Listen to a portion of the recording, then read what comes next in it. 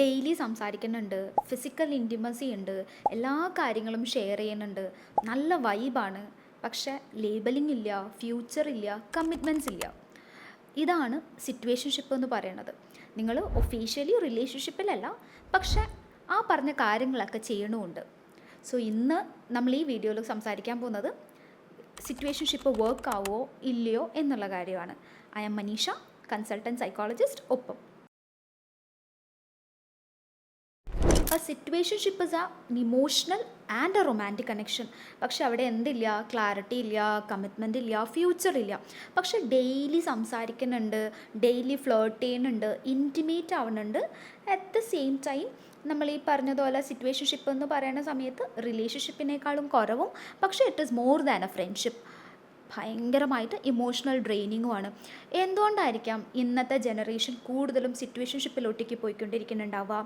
അതിൻ്റെ first and foremost ആയിട്ടുള്ള reason is fear of commitment ആണ്. പല രീതിയിലും വരാം. അതായത് പാസ്റ്റിലുള്ള എന്തെങ്കിലും റൊമാൻറ്റിക് റിലേഷൻഷിപ്പ് ട്രോമയോ വൂണ്ടോ കാരണം ഇനി അങ്ങനെ വരാതിരിക്കാൻ വേണ്ടിയിട്ട് അവർക്ക് കമ്മിറ്റ്മെൻറ്റിനെ പേടിച്ചിട്ട് അവർ സിറ്റുവേഷൻഷിപ്പിലൊട്ടേക്ക് പോണ ആൾക്കാരുണ്ട്. അല്ലെങ്കിൽ റെസ്പോൺസിബിലിറ്റി ഏറ്റെടുക്കാൻ പറ്റാതെ ബുദ്ധിമുട്ടുന്നവർക്ക് ഈ പറഞ്ഞതുപോലെ കമ്മിറ്റ്മെൻറ്റ് കുറവുള്ള ഏതെങ്കിലും ഒരാളുടെ അടുത്ത് പക്ഷേ ഈ പറഞ്ഞ കാര്യങ്ങളൊക്കെ ചെയ്യാൻ പറ്റുന്നത് പോലെയുള്ളത്, അല്ലെങ്കിൽ വൾണറബിലിറ്റി കാണിക്കാൻ പറ്റാത്ത ആൾക്ക്. അതായത് റിലേഷൻഷിപ്പിലായി കഴിഞ്ഞാൽ we always say that we should be vulnerable. ആ വൾണറബിലിറ്റി കാണിക്കാതെ അവരുടെ നീഡ്സ് ഫുൾഫിൽ ചെയ്യാൻ വേണ്ടിയിട്ടും ആൾക്കാർ സിറ്റുവേഷൻഷിപ്പിലോട്ടേക്ക് പോകുന്നുണ്ട്. So this is like fear of commitment എന്ന് പറയുന്നത്. ഫിയർ ഓഫ് കമ്മിറ്റ്മെൻറ്റിലുള്ള ആൾക്കാർ കൂടുതലായിട്ടും ലിങ്ക്ഡായിട്ട് വരുന്നത് ഈ അവോയ്ഡൻ്റ്ലി അറ്റാച്ച്ഡ് ആയിട്ടുള്ള ആൾക്കാർക്കാണ്. അതായത് ഈ ക്ലോസ്നെസ് പേടിക്കുന്ന ആൾക്കാർ, കൂടുതലായിട്ട് സഫക്കേഷൻ ഫീൽ ചെയ്യുന്ന ആൾക്കാർക്കൊക്കെ ഈ പറഞ്ഞ ഫിയർ ഓഫ് കമ്മിറ്റ്മെൻറ്റ് വരാറുണ്ട്. രണ്ടാമത്തെ റീസൺ ഫിയർ ഓഫ് റിജക്ഷൻ ആണ്. അതായത് നമ്മൾ പറഞ്ഞു വരുന്ന ആൻഷ്യസ്ലി അറ്റാച്ച്ഡ് ആയിട്ടുള്ള ആൾക്കാരെ സംബന്ധിച്ചിടത്തോളം ഒന്നും ഇല്ലാത്തതിനേക്കാളും അവർക്ക് എന്തെങ്കിലുമൊക്കെ ഉണ്ട് എന്ന് പറഞ്ഞ് റിലേ ചെയ്യുന്ന സമയത്ത് ഒരു സമാധാനം കിട്ടാറുണ്ട്. അതായത് അവരെ സംബന്ധിച്ചിടത്തോളം ഒരു റിലേഷൻഷിപ്പ് വേണം, അതില്ലാതെ സർവൈവ് ചെയ്യാൻ പറ്റില്ല. പക്ഷേ they will always fear that ഞാൻ കമ്മിറ്റ്മെൻറ്റിന് വേണ്ടിയിട്ട് ചോദിച്ചു കഴിഞ്ഞ് കഴിഞ്ഞാൽ ഈ ആൾ എന്നെ വിട്ടിട്ട് പോകുമോ, ഒരു ഫിയർ ഓഫ് അബാൻമെൻറ്റ് കാരണം അവരെന്ത് ചെയ്യും, ഇങ്ങനത്തെ സിറ്റുവേഷൻഷിപ്പിൽ തന്നെ സർവൈവ് ചെയ്യാൻ റെഡിയാവും. അത് സെൽഫ് എസ്റ്റീം ഒക്കെ കുറവുള്ള ആൾക്കാർക്കും ഈ പറഞ്ഞതുപോലെ സിറ്റുവേഷൻഷിപ്പിലോട്ടേക്ക് പോകാനുള്ള ചാൻസസ് കൂടുതലാണ്. പിന്നെ വരുന്ന കാരണം ഇമോഷണൽ കൺവീനിയൻസ് ആണ്. കമ്മിറ്റ്മെൻ്റ് അല്ല, കൺവീനിയൻസ്.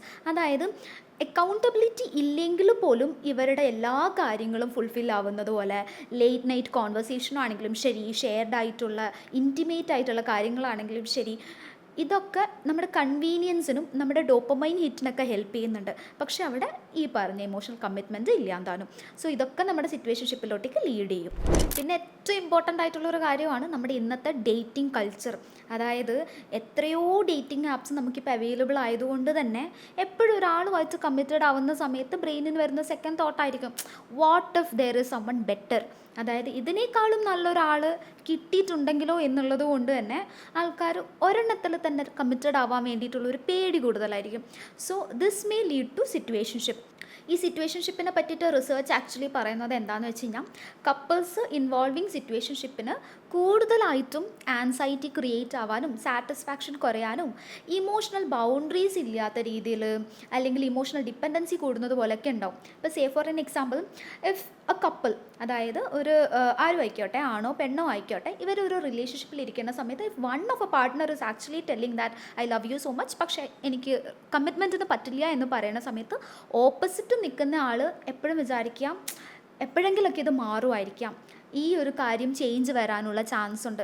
പക്ഷെ കുറച്ച് കഴിഞ്ഞ് കഴിഞ്ഞാൽ മറ്റേ ആൾ വേറൊരു റിലേഷൻഷിപ്പിലോ സിറ്റുവേഷൻഷിപ്പിലോ പോയി കഴിഞ്ഞ് കഴിഞ്ഞാൽ she'll be like heart break ആയിരിക്കും. She or he might be like heart break ആവാനുള്ള ചാൻസസ് ഉണ്ട്. അതായത് ആൻസൈറ്റി കൂടാനും ഹാർട്ട് ബ്രേക്ക് കൂടാനൊക്കെ സിറ്റുവേഷൻഷിപ്പ് ലീഡ് ചെയ്യും. ഇപ്പോൾ വേറൊരു എക്സാമ്പിൾ വെച്ച് കഴിഞ്ഞ് കഴിഞ്ഞാൽ 24 മണിക്കൂറും ഇവർ തമ്മിൽ സംസാരിക്കുന്നുണ്ടാകുമായിരിക്കാം, പക്ഷെ ഒരു കമ്മിറ്റ്മെൻറ്റ് ഉണ്ടോ എന്ന് ചോദിച്ചു കഴിഞ്ഞാൽ ഉണ്ടാവത്തുമില്ല. സോ ഇങ്ങനത്തെ കാര്യങ്ങളൊക്കെ നമ്മൾ ഈ പറഞ്ഞതുപോലെ സിറ്റുവേഷൻഷിപ്പിനെ ഹാർട്ട് ബ്രേക്ക് ഉണ്ടാക്കാനും ബൗണ്ടറീസ് ഇല്ലാത്ത രീതിയിൽ, അതായത് ഇവർ കപ്പിൾസ് ആയതുകൊണ്ട് തന്നെ ഇവരുടെ ഇടയിൽ ഷെയർഡ് ആയിട്ടുള്ള ഇൻറ്റിമേറ്റ് സീൻസും കാര്യങ്ങളൊക്കെ കൂടുതലായിരിക്കും. പക്ഷേ ഈ അൺസർട്ടനിറ്റീസ് ബ്രെയിനിന് എപ്പോഴും കൺഫ്യൂഷൻ ആയിരിക്കും കൊണ്ടുവരുന്നുണ്ടാവുക. അതായത് എത്രത്തോളം അൺസർട്ടനിറ്റീസും കൺഫ്യൂഷൻസും കൂടുന്നോ അത്രയും തോളം നമ്മുടെ സ്ട്രെസ് ഹോർമോൺസും കൂടുതലായിട്ടായിരിക്കും വരുന്നുണ്ടാവുക. സോ ഇതൊരിക്കലും ഇവരെ പോസിറ്റീവായിട്ട് എഫക്റ്റ് ചെയ്യാൻ പോണില്ല. നമുക്കറിയാം ആക്ച്വലി ഒരു സിറ്റുവേഷൻഷിപ്പിലോട്ടേക്ക് കയറി കഴിഞ്ഞ് കഴിഞ്ഞാൽ ഒരുപാട് പ്രശ്നങ്ങളുണ്ട്, ഈ പറഞ്ഞതുപോലെയുള്ള അപ്സ് ആൻഡ് ഡൗൺസ് ഉണ്ട്. പക്ഷേ still people are actually getting into the situationship. എന്തുകൊണ്ടായിരിക്കാം? അതായത് ഇതിലിരുന്ന് എന്തോ ഒരു പോസിറ്റീവായിട്ടുള്ള ഒരു കാര്യം കൂടെ അവർക്ക് കിട്ടുന്നത് കൊണ്ടായിരിക്കുമല്ലോ.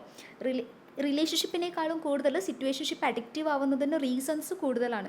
ഒന്നാമത്തത് ഡോപ്പമൈനാണ്. ഒന്ന് ആലോചിച്ച് നോക്കിക്കേ, നിങ്ങൾക്ക് സെയിം പോലെ തന്നെ എല്ലാ ദിവസവും ഒരേ രീതിയിലുള്ള പാറ്റേൺസ് കിട്ടുന്നതും വല്ലപ്പോഴും ഒക്കെ നമുക്ക് ഈ പറഞ്ഞ ഒരു റീഇൻഫോഴ്സ്മെൻറ്റ്, അതായത് കുറച്ച് റിവാർഡ് പോലെ ഭയങ്കര സ്വീറ്റ് ആയിട്ടുള്ള വോയിസ് നോട്ട്സ് അല്ലെങ്കിൽ ഇടയ്ക്ക് വന്നിട്ട് നമ്മളെ കാണാൻ വരുന്നതൊക്കെ നമുക്ക് ഭയങ്കരമായിട്ടുള്ള ഒരു ഡോപ്പമൈൻ സ്പൈക്കാണ് തന്നുകൊണ്ടിരിക്കണേ. സോ ആ ഒരു പാറ്റേൺ നമ്മൾ ഇതിൽ വീണ്ടും വീണ്ടും വീണ്ടും സിറ്റുവേഷൻഷിപ്പിലോട്ടേക്ക് തന്നെ ലീഡ് ചെയ്യാനുള്ള ചാൻസ് ഉണ്ട്. രണ്ടാമത്തത്, ഇത് ഇത്രയും ബ്യൂട്ടിഫുൾ ആയതുകൊണ്ട് തന്നെ നമ്മൾ ഇത് റിലേഷൻഷിപ്പിലോട്ടേക്ക് പോയി കഴിഞ്ഞ് കഴിഞ്ഞാലും ഇത് ഭയങ്കര ബ്യൂട്ടിഫുൾ ആവും എന്നുള്ളൊരു തോന്നൽ വരും. അത് നമ്മളെ ഹോപ്പിലോട്ടേക്ക് ലീഡ് ചെയ്യുകയും ആ ഹോപ്പ് സിറ്റുവേഷൻഷിപ്പിൽ തന്നെ പിടിച്ചു നിർത്താനും നമ്മളെ സഹായിക്കും. സോ ഇങ്ങനത്തെ കാര്യങ്ങൾ ആക്ച്വലി സിറ്റുവേഷൻഷിപ്പ് അഡിക്റ്റീവ് ആവാൻ വേണ്ടിയിട്ടുള്ള ചാൻസസ് കൂടുതലായിരിക്കും. നമ്മൾ നേരത്തെ ചോദിച്ച question was will situationship work എന്നുള്ള പോലെയാണ്. ഇതിനൊരു വൺ വേർഡ് ആൻസർ പറയാൻ ഇറ്റ്സ് എ നോ. കാരണം ഒരു സിറ്റുവേഷൻഷിപ്പ് എന്ന് പറയുമ്പം തന്നെ the word it self says that അതിൽ ക്ലാരിറ്റി കുറവാണെന്നും കമ്മിറ്റ്മെൻറ്റ് ഇല്ലയെന്നും സ്റ്റെബിലിറ്റി ഇല്ലയെന്നും റീഅഷുറൻസ് ഇല്ല എന്നുള്ളത്. ഒരു ഹെൽത്തി റിലേഷൻഷിപ്പിൽ നമ്മൾ സീക്ക് ചെയ്യുന്നുണ്ടാവുക ക്ലാരിറ്റിയും കമ്മിറ്റ്മെൻറ്റും സെക്യൂരിറ്റിയും അക്കൗണ്ടബിലിറ്റിയും ഒക്കെയാണ്. സോ ഇത് എക്സ്പെക്റ്റ് ചെയ്തിട്ട് ഒരു സിറ്റുവേഷൻഷിപ്പിൽ നിന്ന് കഴിഞ്ഞ് കഴിഞ്ഞാൽ ഒബ്വിയസ്ലി അത് വർക്ക് ആവില്ല. പക്ഷേ അറ്റ് ദ സെയിം ടൈം നിങ്ങളുടെ ഇടയിൽ ഭയങ്കരമായിട്ടുള്ളൊരു ക്ലാരിറ്റി ഉണ്ടെന്ന് വിചാരിക്കുക. അതായത് സിറ്റുവേഷൻഷിപ്പിൽ നിൽക്കുന്ന സമയത്ത് ഈ പറഞ്ഞ കാര്യങ്ങളൊന്നും ഉണ്ടാവില്ല, പക്ഷേ I am completely okay to stay in this. അങ്ങനെയാണെങ്കിൽ ഭയങ്കര ബ്യൂട്ടിഫുൾ ആയിട്ട് ഇത് വർക്കാവും. പക്ഷേ at the same time one of you are actually expecting that ഈ പറഞ്ഞതുപോലെ എനിക്ക് എന്തെങ്കിലും ഒരു പ്രശ്നം വരുന്ന സമയത്ത് എൻ്റെ കൂടെ നിൽക്കാൻ ആളുണ്ടാവും, എനിക്ക് റീഅഷുറൻസ് തരും, എനിക്ക് എന്തെങ്കിലും ഒരു കാര്യം വരുന്ന സമയത്ത് എൻ്റെ നീഡ്സ് ഫുൾഫിൽ ചെയ്യാൻ വേണ്ടിയിട്ട് മറ്റേ ആളുണ്ടാവും. നോ, അങ്ങനെ ഒരു കാര്യം നടക്കുവാണ് എങ്കിൽ ഇറ്റ് വിൽ നോട്ട് വർക്ക്. അവിടെ ഒരാളുടെ എക്സ്പെക്റ്റേഷനും മറ്റേ ആളുടെ ഡിസ്റ്റൻസും വന്നുകൊണ്ടേയിരിക്കും. സോ അങ്ങനെ നോക്കുന്ന സമയത്ത് സിറ്റുവേഷൻഷിപ്പ് വിൽ നോട്ട് വർക്ക്. അപ്പോൾ നിങ്ങൾക്ക് ചെയ്യാൻ പറ്റുന്ന ഒരു കാര്യം എന്താണെന്ന് വെച്ച് കഴിഞ്ഞാൽ ഈ ഡൈനാമിക്സ് നിങ്ങൾക്ക് വർക്ക് ആവുന്നുണ്ടോ ഇല്ലയോ എന്ന് മനസ്സിലായി കഴിഞ്ഞ് കഴിഞ്ഞാൽ ഇതിലിരുന്ന് പുറത്ത് വരിക.